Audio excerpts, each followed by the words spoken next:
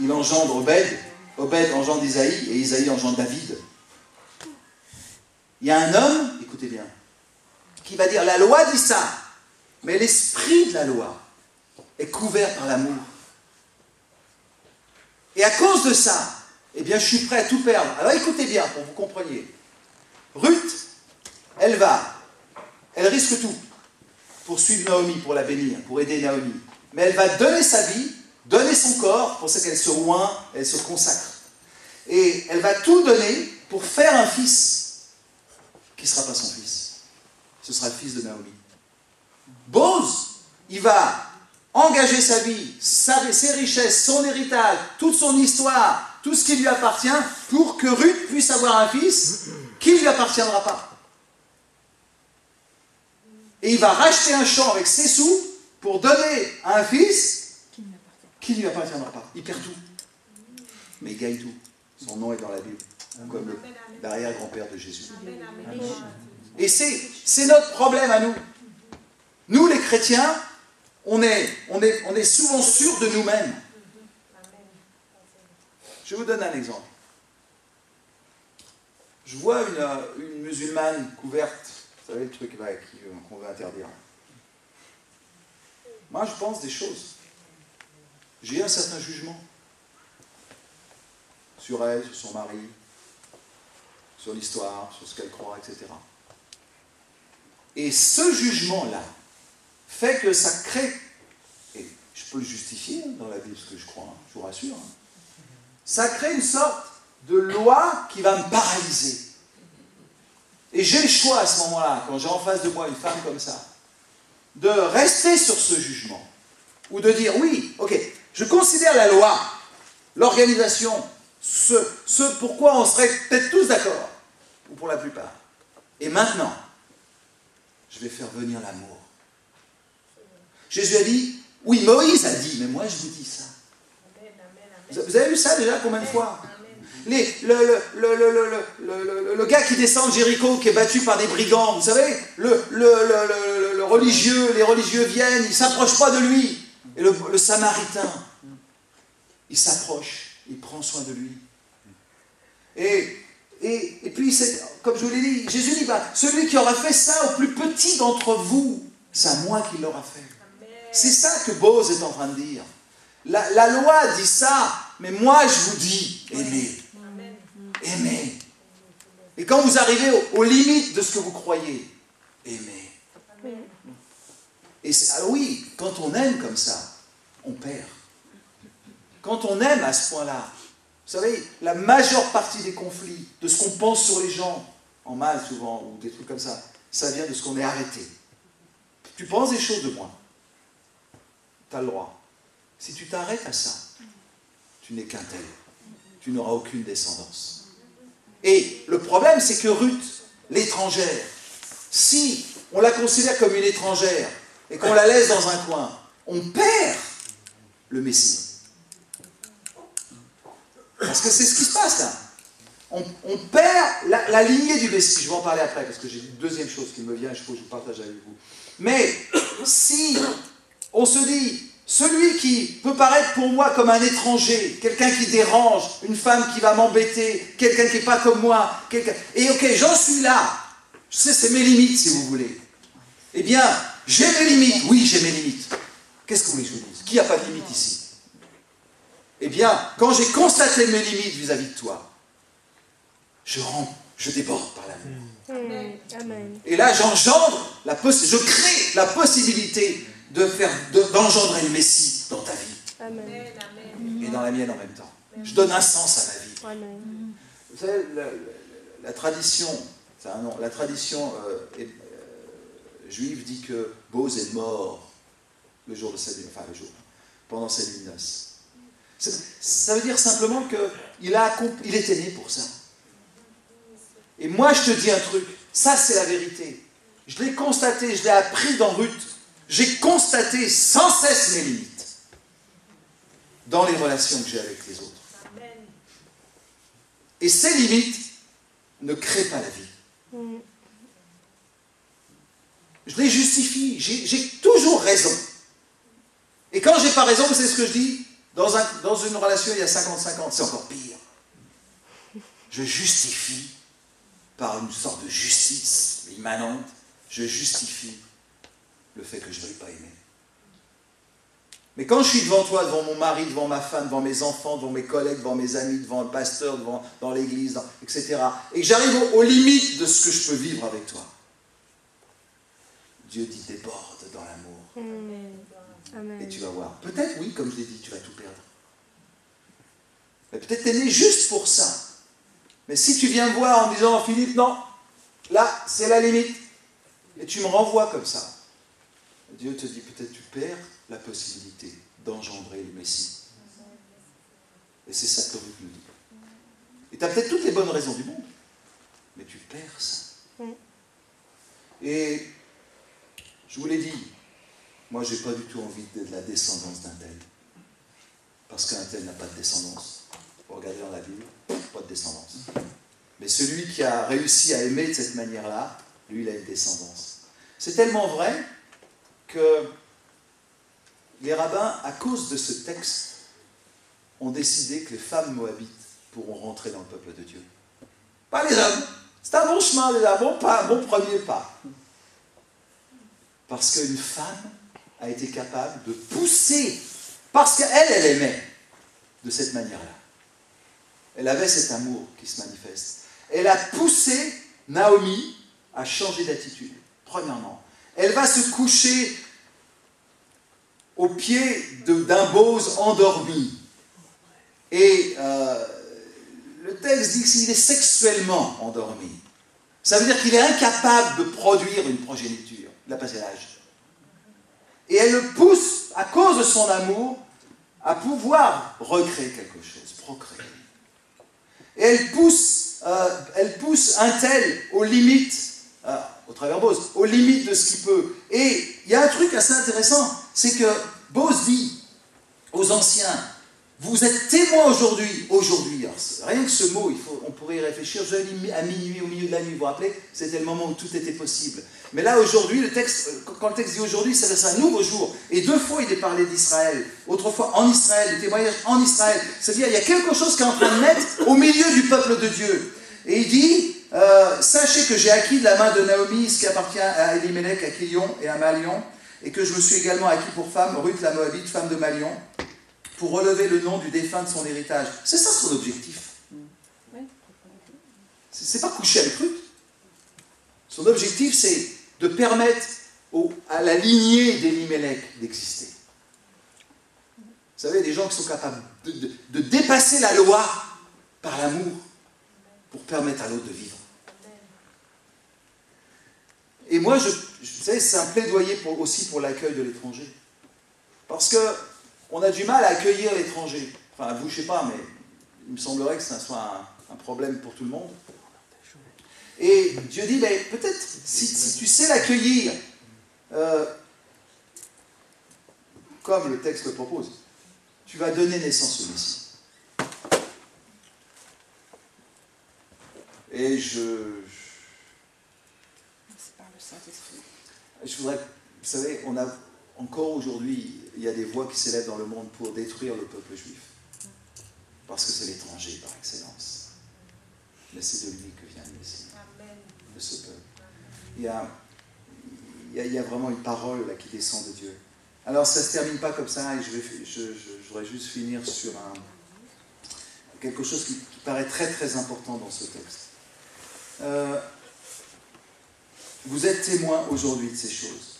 Tout le peuple, verset 11, qui était à la porte, et les anciens dirent, nous en sommes témoins, que l'Éternel rende la femme qui entre dans ta maison semblable à Rachel et à Léa, qui toutes les deux ont bâti la maison d'Israël. Ce qui est très intéressant, c'est que Rachel et Léa ont bâti la maison d'Israël avant le don de la loi. Donc il y avait quelque chose là, vous voyez, le texte nous ramène à une histoire très ancestrale. Et pour dire qu'il y a une nouvelle construction qui est en train de se faire. Manifeste ta force dans Ephrata, et fais-toi un nom dans Bethléem. Bah ouais, évidemment. Si, c'est par l'amour qu'on crée quelque chose. Écoutez-moi, Dieu est en train de faire quelque chose au milieu de son peuple. Amen. Amen, je crois. Dieu est en train de révolutionner notre culture.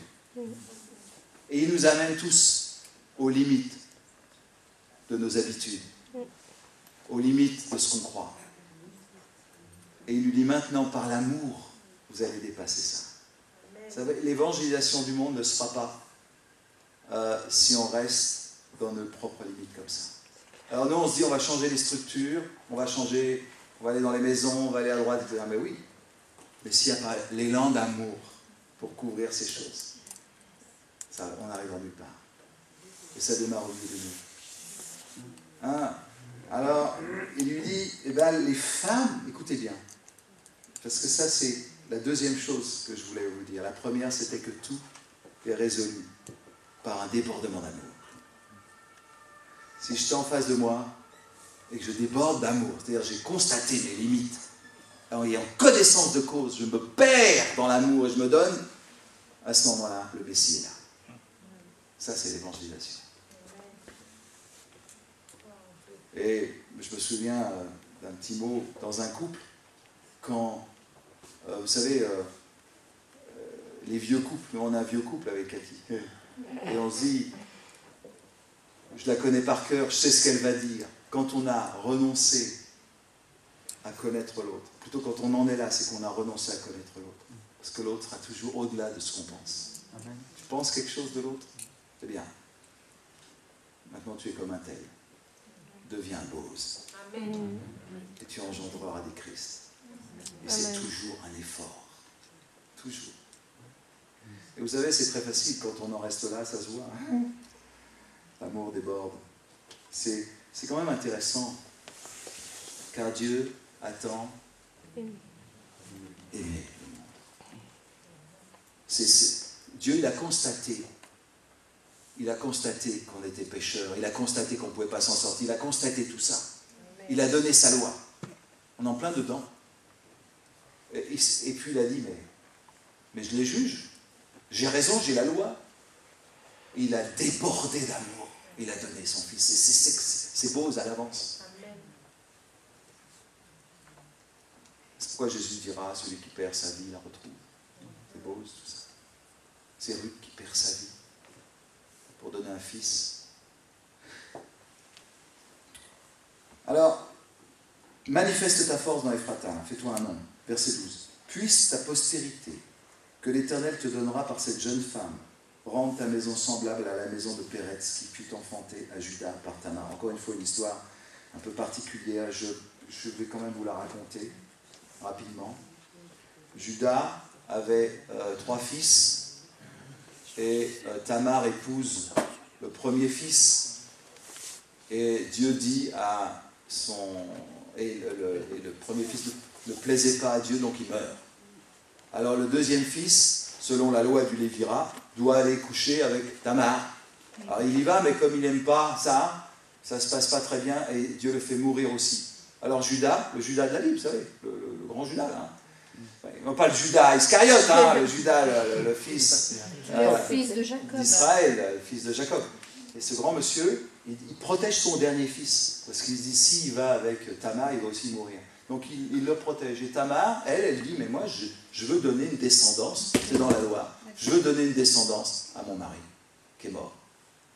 Et Judas, il planque son dernier fils.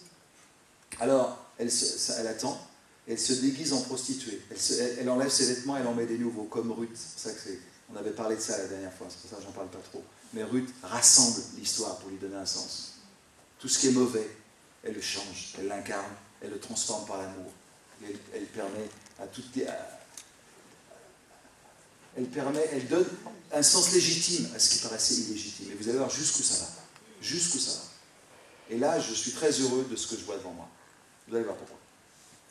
Alors, il cache son fils. Alors Tamar, elle se déguise, elle fait la prostituée. Judas passe, il voit Tamar, et il dit, tiens, une prostituée, je vais coucher avec elle. Il dit, j'ai pas d'argent. Alors qu'est-ce que tu me donnes en échange, avant que je te donne un chevreau? Et il dit, donne-moi ton cachet, donne-moi 2 objets, 2, 3 objets qui appartiennent à Judas. Et le lendemain, ton bâton, ton cachet. Bon. Et alors, le lendemain, Judas envoie un serviteur pour payer la prostituée avec le chevreau, et puis elle est partie. Plusieurs mois après, on vient dire à Judas, parce qu'il était parti épouser une Cananéenne, c'est une Cananéenne, c'est pas une Israélienne, oui, Israélite plutôt. Tamar, c'était une Cananéenne, et on vient dire à Judas, elle est enceinte, elle s'est prostituée. Donc elle a été couchée avec un homme, elle est enceinte. Alors, Judas dit, c'est honteux, on va la lapider. C'était dans la loi tout ça. Alors elle dit, attendez, celui à qui appartiennent ces objets, c'est lui le Père. Et Judas reconnaît que c'est lui. Et il dit, zut, elle est plus juste que moi. Parce que moi, j'aurais dû lui donner mon fils. Et elle va avoir un fils qui s'appelle Péretz. Et Péretz, eh bien, si vous lisez bien, il engendre Hezbron, et il est dans la lignée de David aussi. Et c'est là où je vais en finir. Écoutez bien, je vous en prie. Parce que là, il y a une clé pour beaucoup ce soir. Donc, c'est assez intéressant qu'il fasse référence à Rachel et à Léa, mais je n'ai pas du tout le temps de développer ça, mais on pourrait le faire une autre fois, où réfléchissez-y, et à Péretz. C'est-à-dire, juste pour vous donner une piste de réflexion, encore une fois, Ruth, par sa vie, parce qu'elle vit, va réécrire l'histoire. Ça paraît comme ça, sordide, l'histoire de Tamar. Mais ça va devenir, on va comprendre pourquoi elle a fait ça. On va comprendre pourquoi Rachel et Léa ont pris leur servante. Pourquoi elles voulaient des enfants comme ça. Pourquoi elles voulaient des fils.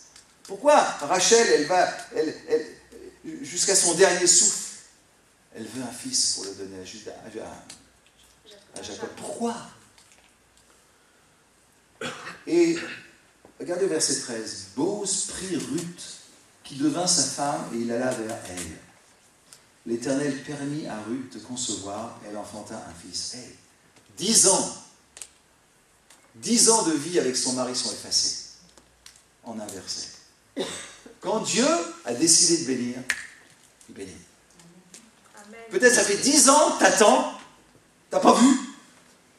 Peut-être t'en es même mort, si je puis dire, ou morte. Mais quand Dieu a décidé de te bénir, un verset il faut. Amen. Un verset. Et regardez, l'Éternel permit à Ruth de concevoir. Ça veut dire quoi? Ça veut dire qu'elle était stérile. Ou que Dieu avait bloqué le truc. Parce qu'il faut pas la même chose. Et elle enfante un fils. Ouais. Mais si vous lisez l'histoire des matriarches, c'est-à-dire des femmes qui ont fondé Israël, elles étaient toutes stériles. Et pourquoi Dieu rend Ruth stérile? Écoutez bien, c'est parce que Dieu veut retirer Ruth de la descendance de l'homme. Parce que le Fils, le Messie, doit naître de la descendance de Dieu. Et nous, vous savez, nous et vous les femmes, particulièrement les femmes, vous vous sentez souvent stériles. Et il y a en vous un désir de servir, un désir de donner, un désir de créer une descendance. Et nous aussi les hommes, mais toutes nos stérilités, si vous voulez, toutes nos incapacités, tout ce que nous faisons pour Dieu qui ne produit rien, toutes les prières inachevées, toutes les prières même inexaucées, le sont souvent parce que Dieu veut ôter de nos vies l'idée même que nous y sommes pour quelque chose. Et Dieu retire Ruth de la possibilité qu'un homme puisse l'ensemencer et faire naître un enfant. Dieu retire tout ça. Et en un verset, tout change, parce que Bose, c'est un homme rempli d'amour, qui agit par l'amour, par leur cassette de Dieu.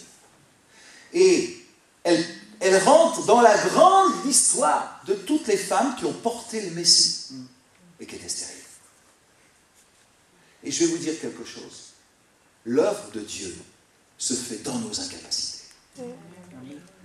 Paul dira très bien, c'est quand je suis faible que je suis fort. Mais c'est ça qu'il dit.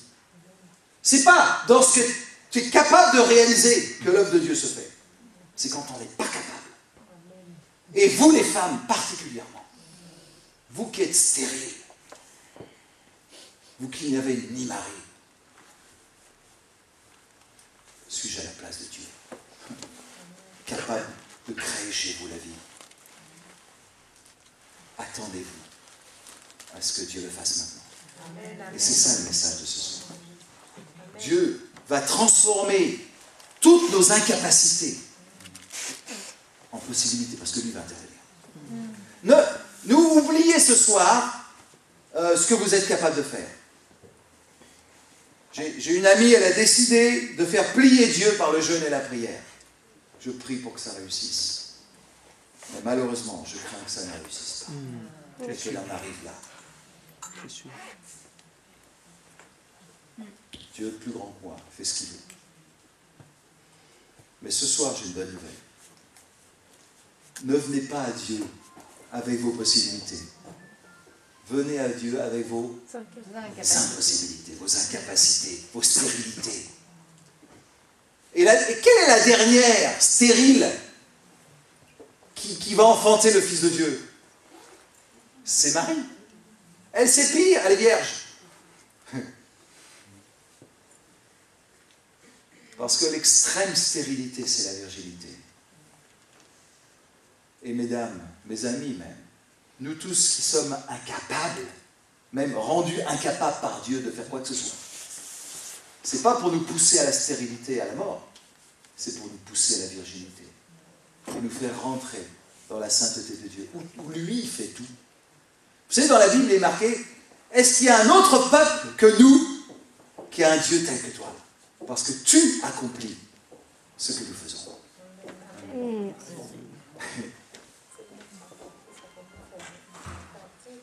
Les femmes dirent à Naomi, béni soit l'Éternel qui ne t'a point laissé manquer aujourd'hui d'un homme ayant droit de rachat et dont le nom sera célébré en Israël.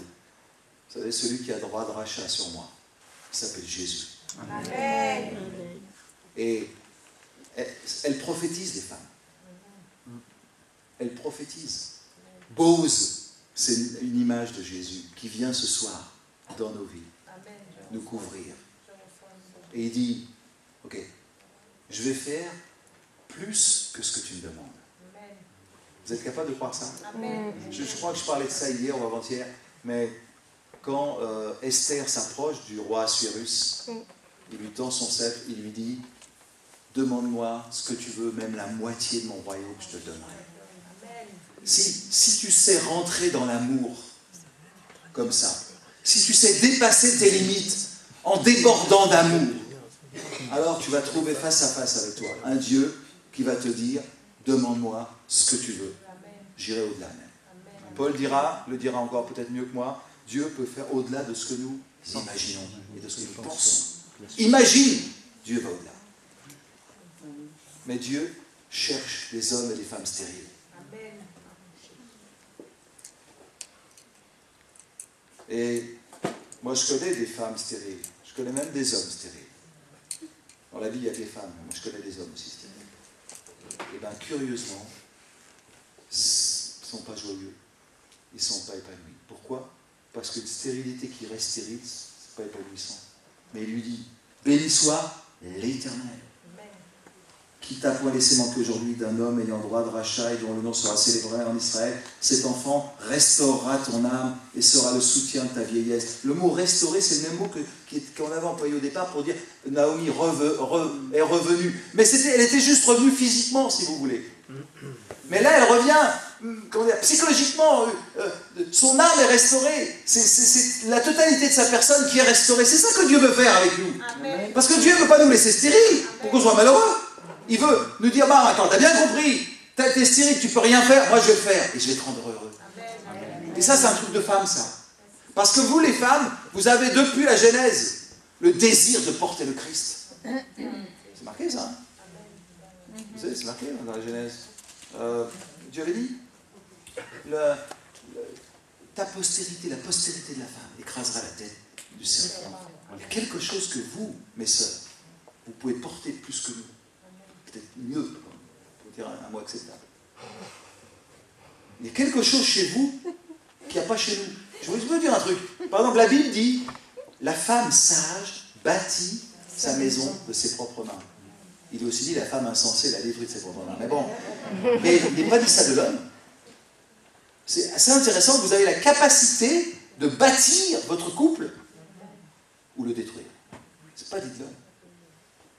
Vous avez la capacité d'engendrer le Messie. D'ailleurs, c'est vrai qu'il y a plus de femmes dans l'église que d'hommes, parce que vous portez en vous quelque chose de Dieu.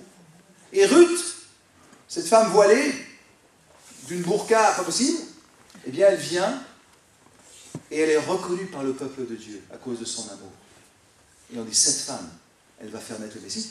Et c'est tellement vrai, il dit, cet enfant restaurera ton âme et sera le soutien de ta vieillesse, car ta belle-fille qui t'aime. Voilà la clé.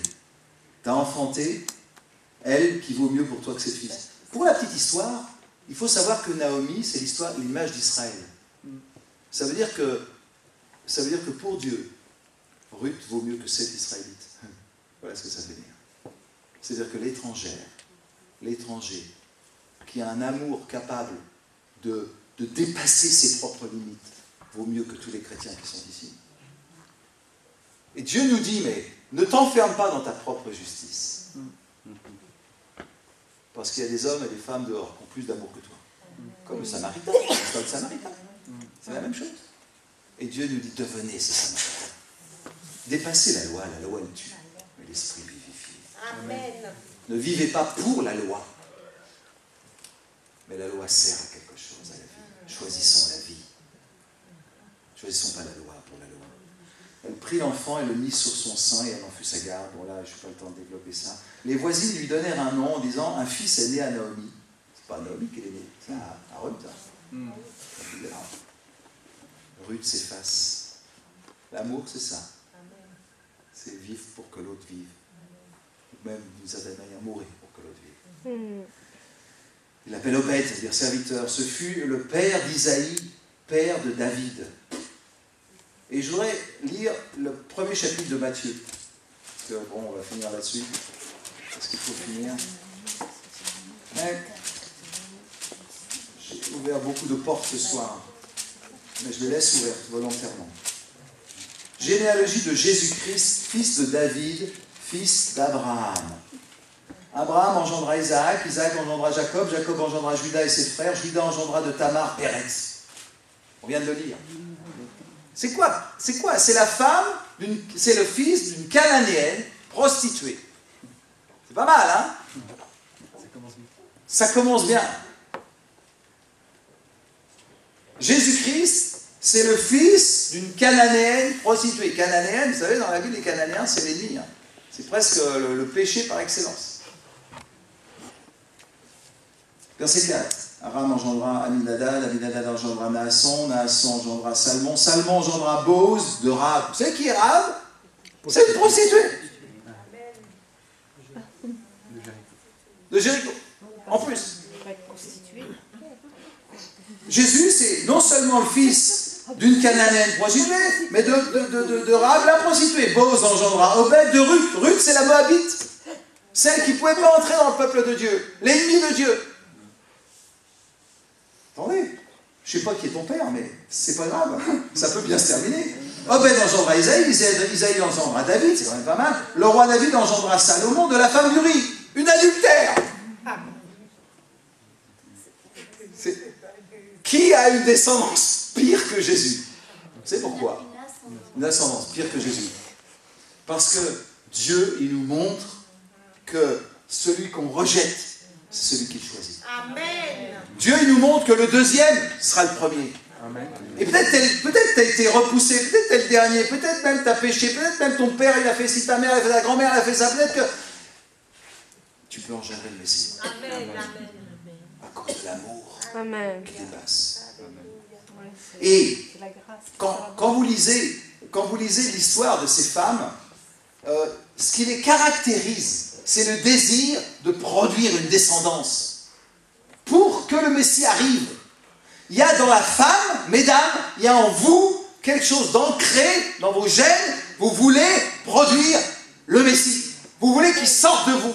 Vous voulez en être enceinte. Et si vous êtes trop vieille, vous trouverez une jeune et vous l'enverrez vers Boz en disant, Seigneur, en semence là, elle au moins. Peut-être des vieilles femmes, des femmes âgées ici, qui ne peuvent plus d'autres peuvent pour vous. Amen. L'amour fait qu'on va engendrer le Christ dans le monde. Amen. Je vous assure, si l'Église, parce qu'il y a une autre perspective du livre de Ruth, qui dit qu'on a pu écrire ce livre au 4e, 5e siècle avant Jésus-Christ, au moment où le peuple d'Israël est revenu à la construction du deuxième temple. Et qu'est-ce qu'ils ont fait à ce moment-là? Ils ont chassé toutes les femmes étrangères. C'est Esdras et Néhémie, les grands réformateurs. Et ce texte viendrait un peu de manière subversive pour dire non, l'amour dépasse tout ça. Et il y avait une sorte d'opposition. Et dans l'Église, on en est au même point aujourd'hui. On a un choix de vivre selon cet amour débordant qui donne un sens à la loi. Évidemment, il faut qu'il y ait la loi. L'amour sans la loi, c'est un vague à l'âme qui passe comme ça. Non, la loi donne un cadre, une direction.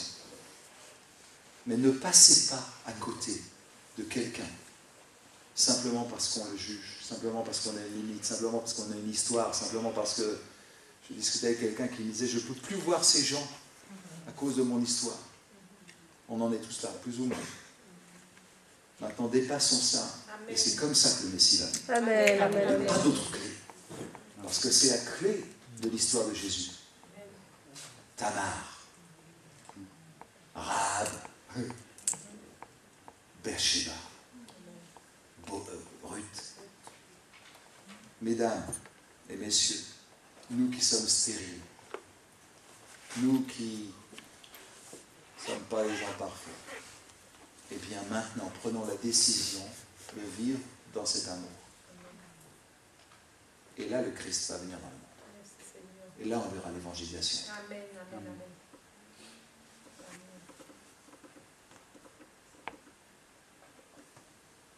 Regardez-moi. Vous voyez, vous pouvez m'aimer, pas m'aimer. Enfin, si vous êtes là, si vous m'aimez un peu. Mais tôt ou tard, vous arriverez aux limites de la relation. Quand vous en serez là aux limites de la relation, souvenez-vous de Ruth. Elle qui a su réveiller la sexualité éteinte d'un vieil homme pour qu'il devienne le père de David, grand-père. Souvenez-vous de Ruth et demandez au Seigneur, au travers de cet homme, cette femme qui est une image de Christ, bien sûr, venir vers vous, réveiller cette capacité d'aimer qui est éteinte chez ce vieil homme. Et d'entraîner par l'amour, et d'être entraîné par l'amour au-delà de tout. Et vous verrez en moi le Messie qui vient. Et je me prends comme exemple parce que je suis là, mais faites ça avec tous les autres. Vos parents, ceux avec qui vous avez des conflits, vos enfants, vos collègues de travail, vos patrons, vos pasteurs, vos amis. Il y a des gens ici qui ont des conflits avec leurs parents, tellement importants. Et Dieu dit, regarde ça, regarde tes limites. Dieu ne dit pas qu'on n'a pas de limites. Il dit, regarde tes limites. Et maintenant, laisse-moi venir dans ta vie. Je vais réveiller l'amour. Alléluia. On avait lu un passage qui vient de réveiller par l'amour avant que le réveil. Voilà, c'est le moment. Et Dieu va réveiller l'amour et on va commencer à aimer. Amen. Et ceux qui étaient comme nos ennemis, des étrangers, on ne veut pas, vont venir faire partie de notre peuple. Amen. Celle qui a la burqa. Peut-être elle aime plus que nous. Mais nous devons l'aimer. Pour qu'elle puisse connaître Jésus. Que le Christ naisse dans sa vie. C'est ça le truc. Ça va? Amen, amen. Merci Seigneur. Juste, je prie peut-être. C'est pas que je prie mieux que vous, mais c'est ma prière, Père. Que nous prenions un temps d'arrêt ce soir. Premièrement, face à nos limites, à nos incapacités, que nous comprenions que c'est toi qui les as voulues, pour nous dégager de toute pensée que nous pourrions avoir que nous sommes capables de faire quelque chose. Tu nous as rendus stériles pour que ce que nous allons produire maintenant vienne vraiment de toi et ne vienne pas de nous.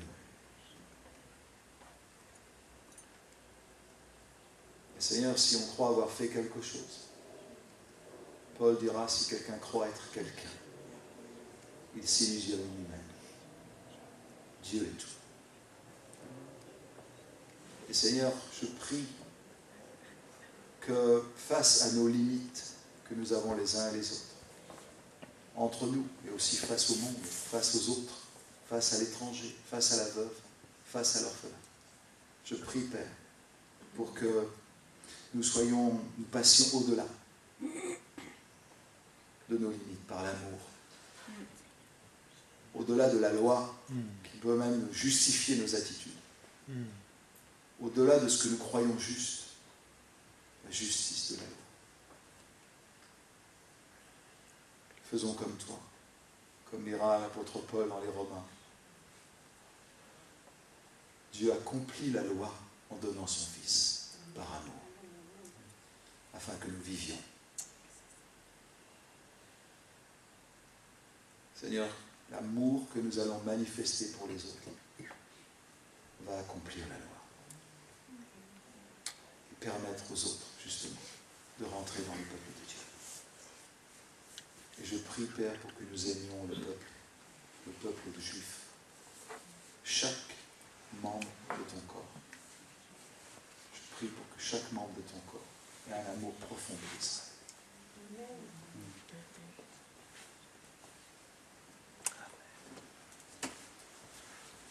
Alors que l'amour nous remplisse, mes amis. Amen. Amen. Merci Seigneur. Voilà, c'est tellement bon d'être là ce soir. Je voudrais peut-être que l'on puisse